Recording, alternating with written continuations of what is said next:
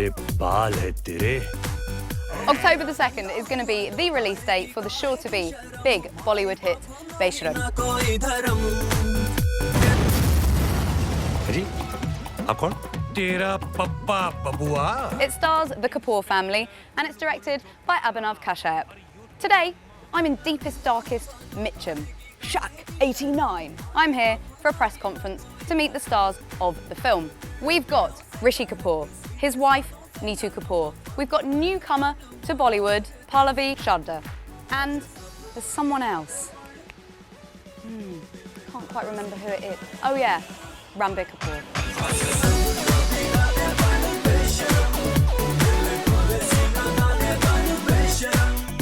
Hi, Natalie. In my opinion, you are one of the best male dancers in Bollywood today. I'm just wondering, who do you inherit your dancing feet from? Is it dad or mum?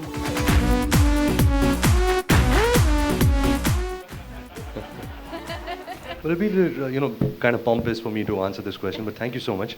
But I always believe that, a lot of people have told me, a lot of choreographers, a lot of directors, that there are many actors, who dance and they do 1, 2, 3, 4, get the steps right.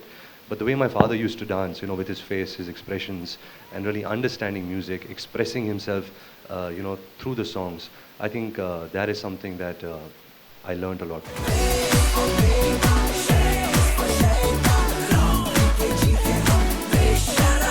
Hi, question for Pallavi here.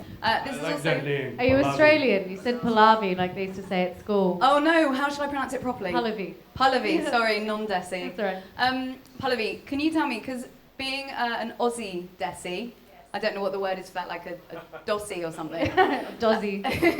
Being a Dossi, you be able to tell us what the kind of reaction to Bollywood films overseas is like for NRIs, and also what about the kind of non-Desi viewers? Is it growing in places like Australia? I definitely think that it's a really pertinent question to someone like me, because I dreamt of being a Bollywood actress since the time I was 2 years old. And that was watching films like the films that Neetu and Rishi had done. Chandni was one of my favorite films, and I used to walk around the streets of Melbourne with a bindi on my forehead and a dupatta on my head and think that I was Sri Devi. And I thought in Lamhe that Pallavi was her name because of me. I was a delusional Bollywood-obsessed child.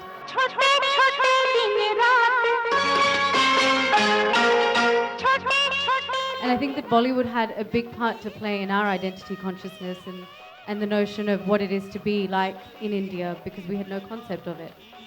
So I'm very appreciative, and I think most Indian Australians at least use Bollywood and Hindi cinema and Indian cinema at large as a means to connect with the homeland that they've never been part of, and I'm sure it's the same in the UK.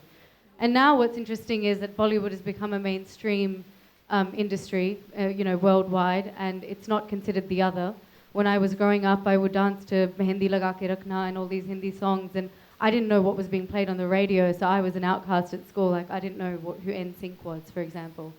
But that's changing. I think there's a lot more crossover. There are a lot of co-productions being put in place between Australia, India, and other countries as well, and we have a lot of crossover cinema makers. So I think slowly it's just globalizing, and it's really good that it is. And what about the guys from Reliance? What are you doing to increase Bollywood in front of the non-Desis? One of the things, and I'll take a more business point of view on this, because getting a movie out to audiences is not an easy job. There are 200 countries in the world, and Bollywood has traditionally gone to only about 30 or 35 where there is a South Asian population. There are wonderful markets outside where Bollywood is not so prevalent, and they're not going to come to you looking for your films. You have to go to them, which means having an infrastructure, which means finding the funding, which means finding people with a passion to take the films out into different markets. I know we're talking about Besharam right now, but as an example, there was a movie 3.5 years ago called Three Idiots. हम क्या बनना चाहते थे? किसी ने पूछा ही नहीं.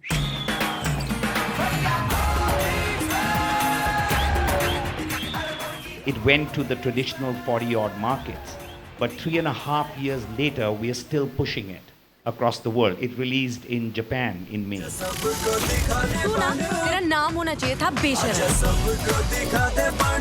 Obviously the film is called Besharam. Tell me about some shameless things that you've done in your life. I'm pretty shy in my life. I'm बहुत शर्म है. But I guess when I'm in front of the camera, I get a purpose, and it's very important to be Besharam in front of the camera. When I say Besharam, I don't mean removing my clothes again. That I did that in my first film. I dropped the tal there. But having said that, I think you have to be really shameless in your emotions and really express yourself. It's very important because it's very important for the audiences to have some believability with the character and the world. And unless you don't express yourself fully, I don't think they'll connect with you. So being Besharam is very important for an actor.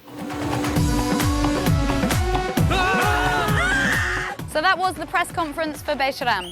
And if the film is just half as funny as the good times that we've had in there, then it's definitely going to be worth a watch.